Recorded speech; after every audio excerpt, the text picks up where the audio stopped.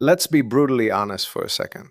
The fact that you are sitting here, breathing, and watching this video is scientifically offensive. We walk around paying bills, drinking coffee, and complaining about the weather, completely ignoring the terrifying reality that we are only surviving on a mathematical technicality. By every known law of probability in physics, reality should be a dead, freezing void of absolutely nothing. You shouldn't be here. None of this should. Atheists call it a lucky accident. The religious call it divine design. Simulation theorists call it source code. But astrophysicists? They just call it the fine-tuning problem, and frankly, it keeps them up at night. Because when you strip away the philosophy and just look at the raw data, the universe doesn't just look hospitable, it looks suspiciously rigged. We aren't talking about evolutionary luck like a monkey typing Shakespeare. We are talking about the foundational laws of reality, balanced on a razor's edge, so impossibly thin that if you altered the force of gravity by the weight of a single grain of sand, the entire cosmos would have crushed itself into a black hole before the first star was even born. There are glitches in our reality, flaws in the randomness that are too perfectly orchestrated to ignore. Today, we are stripping away the comforting illusion that your existence is just a happy accident. We are looking at 10 universe coincidences so absurd and so mathematically precise that by the end of this video, you will have to make a choice. Either humanity just won a cosmic lottery with zero odds, or someone loaded the dice. Now listen to me carefully. I know exactly what is running through your head right now. You hear a guy like me, a theoretical physicist, who has spent his entire life doing the hard math of string theory, black hole thermodynamics, and quantum mechanics, using words like loaded the dice and rigged, and your guard instantly goes up. You think this is a bait and switch. You think I am about to pivot into a religious sermon, or worse, some pseudoscientific garbage about crystal vibrations, quantum healing, and manifesting your reality. Let me stop you right there. I do not do astrology. I do not do magic. I do physics. The things we are going to talk about today are cold, hard, peer-reviewed facts. The equations do not care about your feelings, and they certainly do not care about your philosophy. Some of you smart Alecs out there are probably already typing in the comments about the anthropic principle, bringing up the puddle analogy. The idea that a puddle of water wakes up one morning, looks at the hole it is sitting in, and says, "Wow, this hole fits me perfectly. It must have been designed for me." You think we just evolved to fit the universe, so of course it looks perfect to us. But that analogy is fundamentally broken. We are not talking about water fitting into a hole. We are talking about why water, holes, space, and time have the physical capacity to exist in the first place. We are not going to talk about Earth being the perfect distance from the Sun. That is a local coincidence. That is chump change. We are talking about the fundamental constants of nature, the control dials of reality. And if you think I am just going to throw a bunch of complex calculus on the screen and put you in a physics coma, do not worry. You will not need a PhD to understand this. You just need a pulse. And if you stick with me to the very end, I promise you, I am not going to leave you hanging with a shrug and a "we just do not know." I am going to tell you exactly what this all means, and it is a hell of a lot stranger than anything you have imagined. Let us begin with something you are intimately familiar with, yourself. You are made of carbon. Every single living thing we know of, from the bacteria in your gut to the trees outside your window, is carbon-based. But creating carbon in the universe is ridiculously difficult. It is not something that was just forged in the initial fires of the Big Bang. The Big Bang basically only gave us hydrogen, helium, and the tiny dusting of lithium. Everything else had to be cooked inside the nuclear furnaces of stars. For carbon to form, a very specific and incredibly unlikely nuclear reaction has to take place. Three helium nuclei have to smash together at almost exactly the same time. This is called the triple alpha process. The problem is, the math says this should not happen nearly often enough to create a universe full of life. It is like trying to shoot three bullets from three different guns and have them all collide perfectly in midair. Decades ago, a brilliant, stubborn astronomer named Fred Hoyle realized that for us to exist, the carbon nucleus had to have a very specific hidden resonant energy level. It had to be primed, literally waiting to capture these helium atoms. Hoyle essentially predicted this exact energy state out of thin air simply because we exist. He told the experimental physicists to go look for it, and when they went and tested it in the laboratory, there it was, an energy level of precisely 7.656 mega electron volts above the ground state.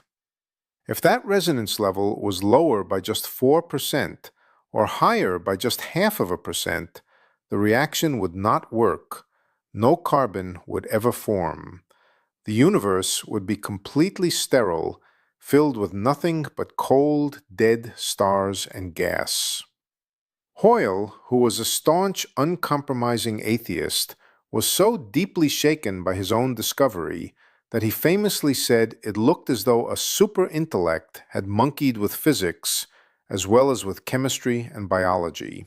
He realized the game was rigged. Moving deeper into the mechanics of reality, we have to look at the forces holding the stage together.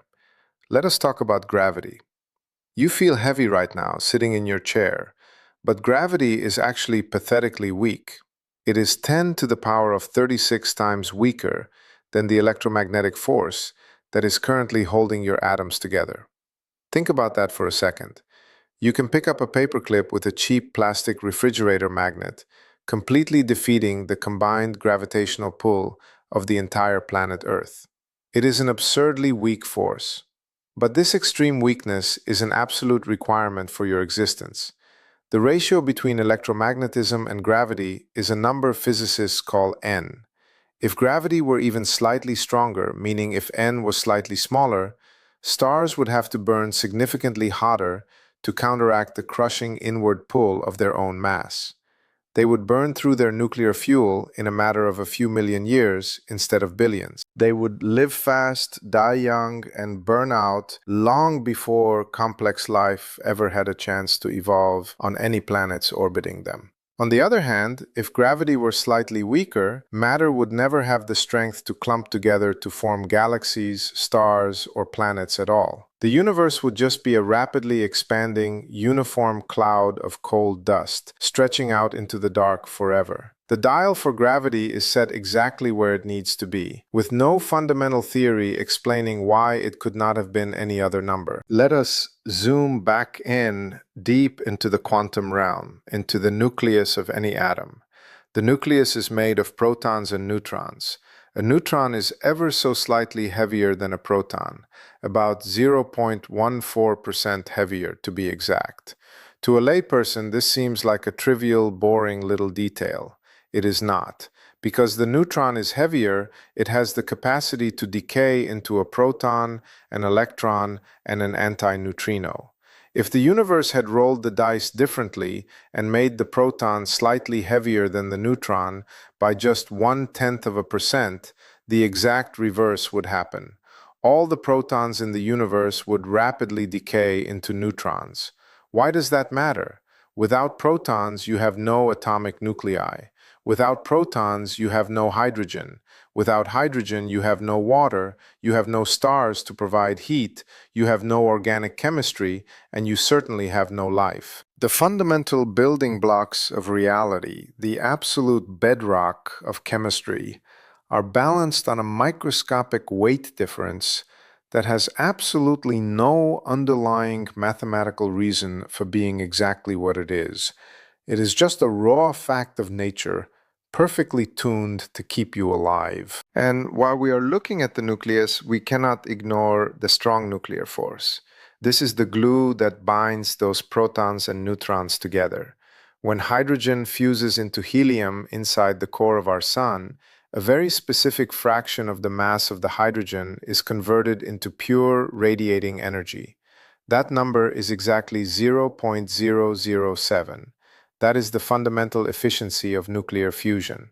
If that number was 0.006, the strong nuclear force would be too weak. A proton and a neutron would not be able to bind together to form deuterium. Without deuterium, stars cannot burn. The universe would consist of nothing but a sea of isolated, freezing hydrogen atoms. If the number was 0.008, the fusion would be far too efficient. Every single ounce of hydrogen would have survived the Big Bang, only to fuse away almost instantly. Water, which is two parts hydrogen, would be completely physically impossible in our universe. There would be no oceans, no ice, no biological fluids. The dial for the strong nuclear force is tuned flawlessly to the third decimal place to allow the universe to cook matter at the perfect rate. Now, let us step back and look at the actual space we live in. Why do we live in a three-dimensional universe? Up and down, left and right, forward and backward? You probably take it completely for granted. But the physics equations work just fine in 4, 5, or even 10 spatial dimensions. The math does not care. Here is the terrifying coincidence. If space had 4 extended dimensions instead of 3, gravity would no longer follow an inverse square law. It would follow an inverse cube law. What does that mean in plain English? It means planetary orbits would be entirely unstable. The Earth would either spiral directly into the Sun and vaporize, or be flung outward into the freezing, lifeless depths of deep space. Atoms themselves would be completely unstable. Electrons would not stay in their orbitals. They would crash directly into the nucleus. Life, chemistry, and stable planetary systems are mathematically impossible in a universe with more than 3 extended spatial dimensions.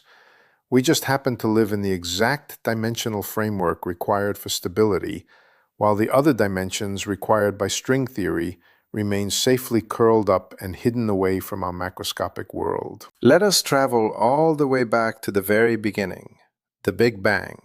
When pure energy condensed into physical matter, the fundamental laws of physics dictate that it should have created an exactly equal amount of matter and antimatter. They are perfect mirror images of each other, and when matter and antimatter touch, they annihilate each other instantly in a violent flash of pure radiation. By all logic, by all the symmetry we see in quantum field theory, the early universe should have been a giant cosmic blender of matter and antimatter annihilating perfectly, leaving behind a universe filled with absolutely nothing but scattered light. No stars, no planets, no void of rock and dust, just a blinding, sterile flash. But it did not happen that way. For every 1 billion particles of antimatter created in that primordial furnace, there were exactly 1,000,000,001 particles of matter. That single, solitary 1 extra particle per billion survived the great annihilation. Every single galaxy, every star, every planet, every drop of water, and every person in existence is made entirely from that microscopic, unexplained rounding error. The asymmetry is so precise, so incredibly specific, that we are quite literally the leftover crumbs of an impossible equation. We are a glitch in the symmetry. In those same chaotic moments after the Big Bang, the universe was expanding outward, fighting an epic cosmic tug-of-war against the inward pull of its own immense gravity. The balance between these two forces is called the density parameter. If the outward expansion was too fast, matter would have been spread so thin, so quickly, that gravity could never pull dust and gas together to form stars and galaxies. If the expansion was too slow, gravity would have immediately overpowered the push, pulling everything back together into a massive apocalyptic crunch before the universe even had a chance to get started. To get the universe we see today, with its billions of mature galaxies and stable solar systems, the expansion rate precisely 1 second after the Big Bang had to be tuned to an accuracy of 1 part in 10 to the power of 15. That is a 1 with 15 zeros behind it. To give you a mental picture of that level of precision, it is the equivalent of firing a sniper rifle from the surface of the Earth and hitting a target exactly 1 inch wide, located on the absolute farthest edge of the observable universe. The balance is so delicate that it borders on the absurd. And that brings us to a concept that truly messes with your head. We all know the second law of thermodynamics. It is the law that dictates that things get messier over time. Entropy, which is our measure of chaos and disorder, always increases. Your hot coffee cools down, old buildings crumble into dust, and your body gets older and breaks down. The arrow of time only points in one direction.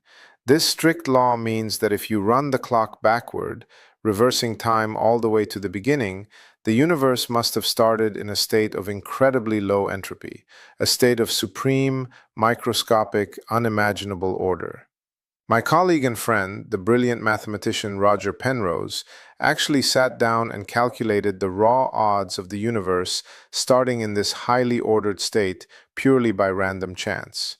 The number he came up with is 1 in 10 to the power of 123. That number is so large, so incomprehensibly massive, that if you wrote a 0 on every single proton and neutron in the entire visible universe, you would run out of physical particles before you even wrote a fraction of the number.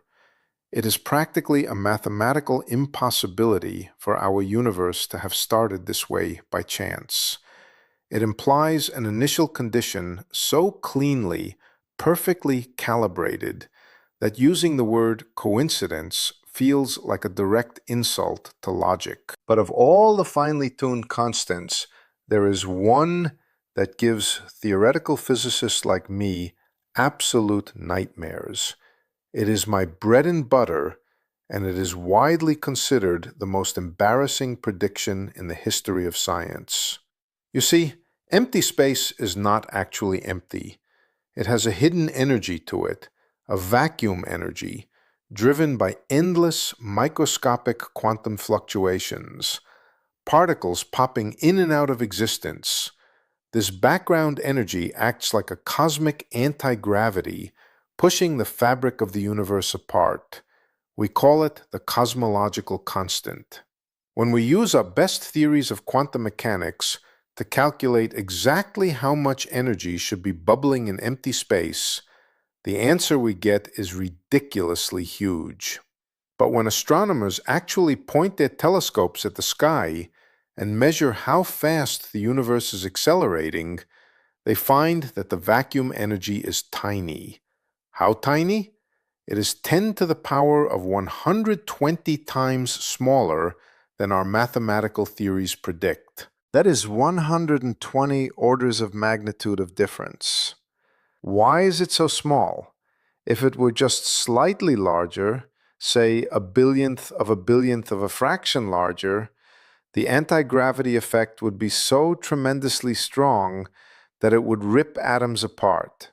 Space would expand so violently and so rapidly that no two particles would ever be able to touch or interact.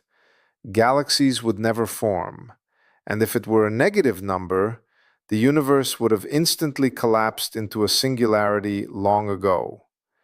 The dial of the cosmological constant is set with such terrifying, infinitesimal precision that it defies all known laws of physics. It is a number that demands an explanation. So here we are. We have looked at the dials, the strength of gravity, the efficiency of nuclear forces, the balance of entropy, the resonance of carbon, the expansion rate, and the horrifying precision of the cosmological constant, all tuned to a microscopic razor's edge.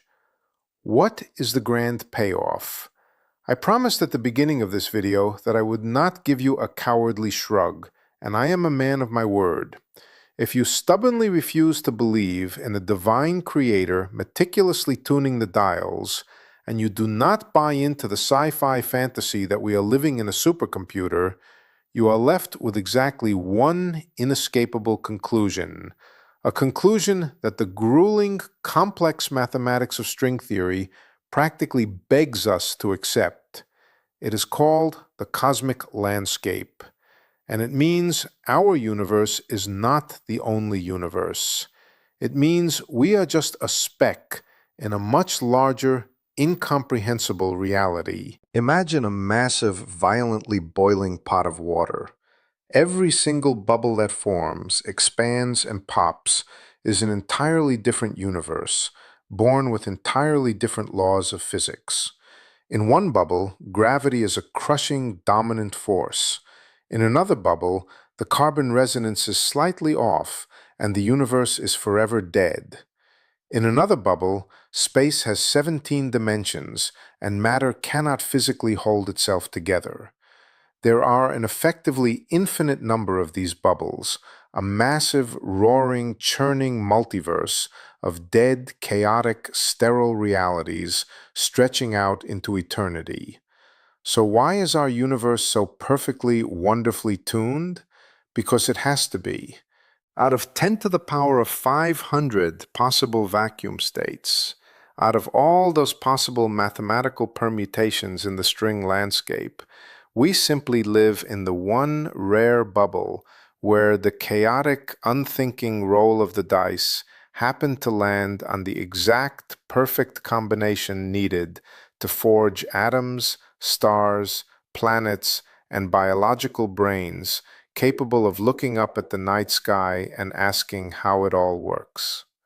We are not a miracle. We are a statistical inevitability. In a multiverse of infinite dead failures, one universe was bound to get it right simply by exhausting all the wrong answers. You are sitting in the jackpot. You are the ultimate cosmic glitch. And once you truly internalize that, once you let the math sink into your bones, the universe stops looking like a random, meaningless accident and starts looking like the most magnificent, terrifyingly vast, and beautiful system of existence ever conceived by the laws of nature. This is not a reason to feel small.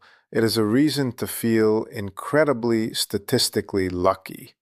So what do you think? Divine design, a cosmic simulation, or are we just the luckiest bubble in an infinite boiling ocean?